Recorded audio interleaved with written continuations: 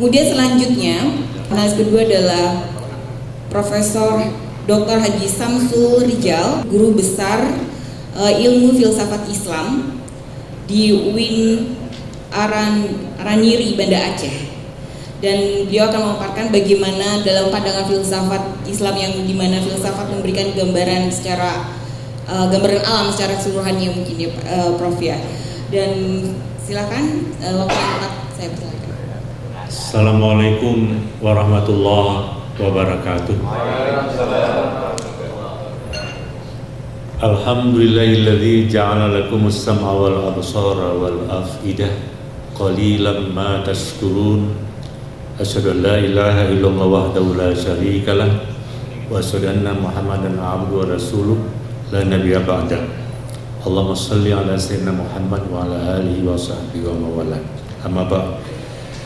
Yang saya hormati Ketua Umum PB Matul Anwar Kiai Haji Embai Mulia Syarif, yang saya hormati Bapak Sekretaris Jenderal PB Matul Anwar Dr. Haji Jihaduddin MPD sudah berhadir.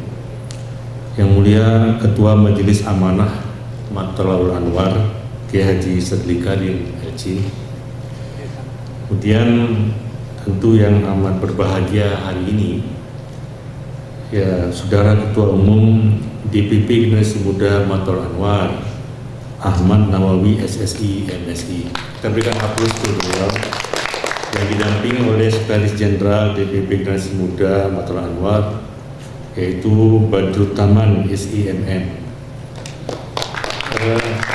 Ini ada sahib saya yang sudah lama saya kenal, kebetulan sebagai Dewan Penasehat di Gema Matul Anwar, yaitu Kang Andi Yudi Hendriawan.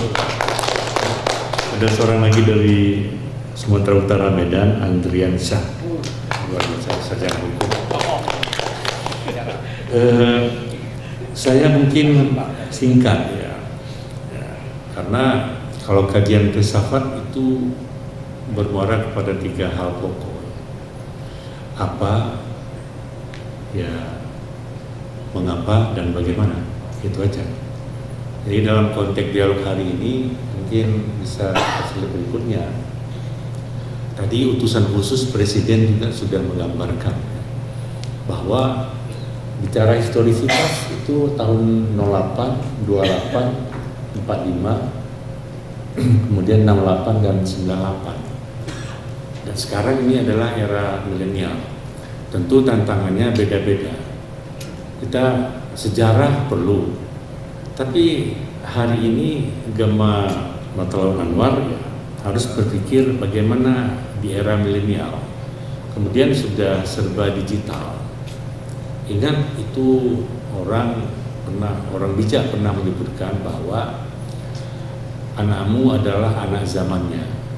Jadi jangan unik kalau generasi hari ini hadir berbeda dengan generasi terdahulu. Mungkin pengaruh digitalisasi dan sebagainya. Yang paling penting adalah tadi ada sebuah event yang sangat amat menarik, pemberian apresiasi kepada pendiri. Pendiri itu sudah melahirkan role model, ada etos kerja yang mereka turunkan. Mungkin ini harus dibidik oleh Gema. Jadi apa etos kepelupuran yang menjadi role model. Tadi ada belasan yang menerima pewaris, itu mereka sudah menurunkan langkah-langkah strategik bagaimana mengelola tentang Matul Anwar. Saya pikir generasi muda ini harus menuriti itu. Jadi yang paling penting adalah harus dibangun. Tadi mitra saya sudah menyampaikan bagaimana mengkritisi keadaan, bahwa konstruksi sikap kritis melahirkan inovasi itu penting. Jadi kalau nggak ada ya taking for granted itu tidak dinamis. Makanya generasi muda Matul Anwar harus bisa menjadi apa? Nah, caranya entitas diri. Kalau kita tidak mengenal diri kita, bagaimana kita memberikan apresiasi dengan konstruksi manusia lain? Jadi entitas diri itu penting. Jadi beda tadi persoalan identitas yang dikaitkan dengan dunia politik. Tetapi generasi muda Matul Anwar perlu tahu apa kapasitas diri. apa identitas diri. Nah, makanya saya mengatakan bahwa generasi muda potensial menuju generasi muda aktual. Contoh, kita bapak-bapak, ibu-ibu ini duduk, itu kan aktualnya sekarang duduk. Itu berpotensi untuk bisa berdiri. Tapi kalau tidak berdiri ya tetap duduk. Ya, generasi muda ini seperti ini juga. Apakah tetap stagnasi, tetap berdiri di tempat, atau mau aktual? Nah, bagaimana aktual ini harus dilihat tantangan modernitas. Itu yang saya silakan. Terus lanjut ada despiritualitas. Lanjutkan lagi apa ya? Kita cepat-cepat aja. Nah, ini yang perlu kita pahami konstruksi ini. Yang pertama, manusia itu memiliki al-quwah al-muharrikah, kekuatan penggerak. Jabarkan saja generasi muda matul atwar, di mana al-quwah al-muharrikahnya? Kekuatan penggeraknya di mana? Lihat tugas fungsi pokok kita masing-masing. Kemudian yang kedua ada yang disebut dengan al-quwah al-mudrikah, kekuatan untuk curiosity, untuk keingintahuan. Kita lupa bahwa pada diri kita ini ada al-quwah al-muharrikah atau al-quwah al-mudrikah untuk mengetahui. Yang pertama itu ada al-quwah al-munamiyah. Generasi matul anwar harus munamiyah, harus tumbuh dan berkembang. Nggak bisa seperti ini terus. Harus tumbuh dan berkembang. Tadi disebutkan dunia milenial, ada digitalisasi. Tadi utusan Presiden dalam pengentasan kemiskinan harus ada karya inovatif.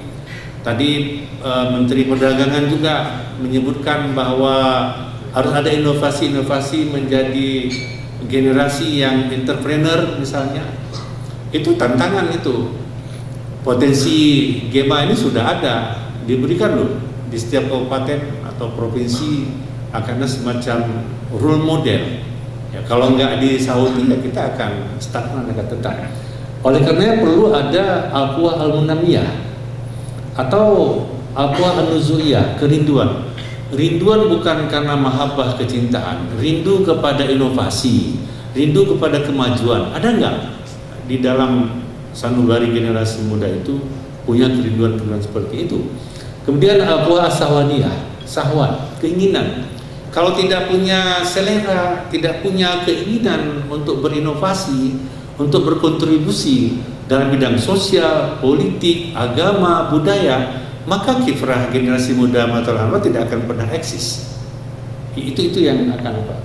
Kemudian al-quwah al-ghadabiyah, marah perlu pada tempatnya. Tapi kenapa kita dilarang marah? Tadi kan ada disebutkan itu. Artinya ada pengendalian diri. Marah positif itu penting, saya pikir.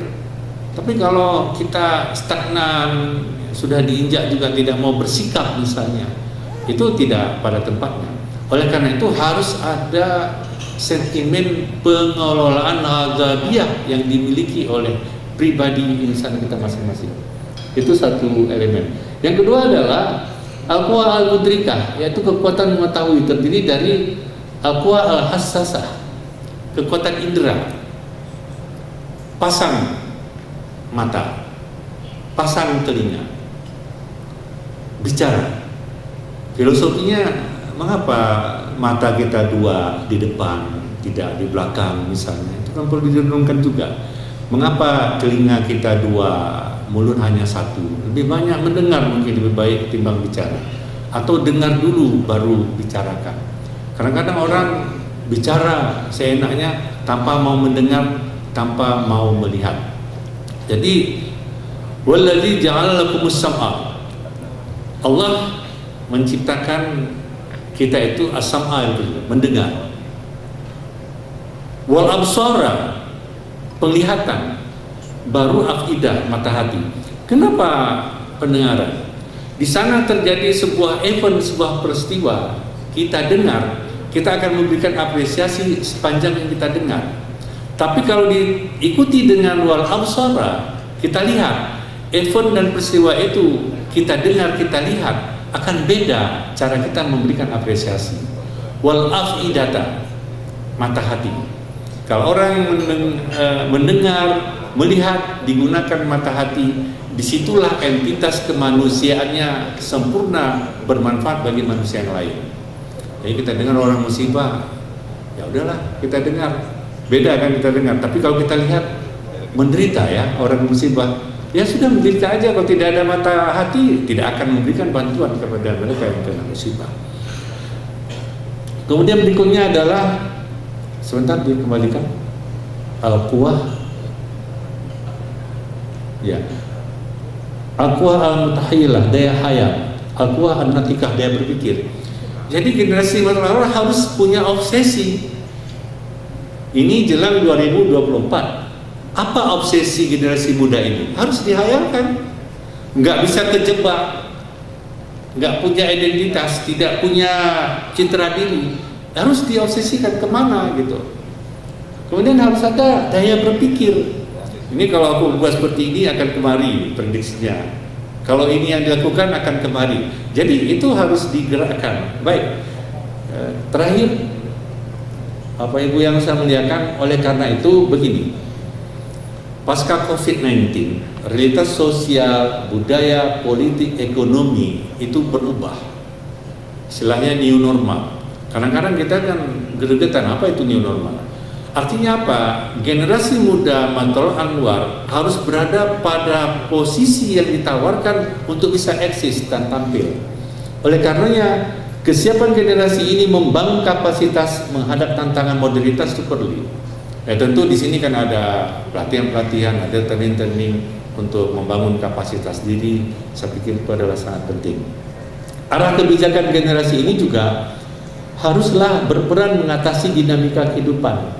Jadi bukan hanya internal, tapi juga dinamika kehidupan eksternal di luar sana.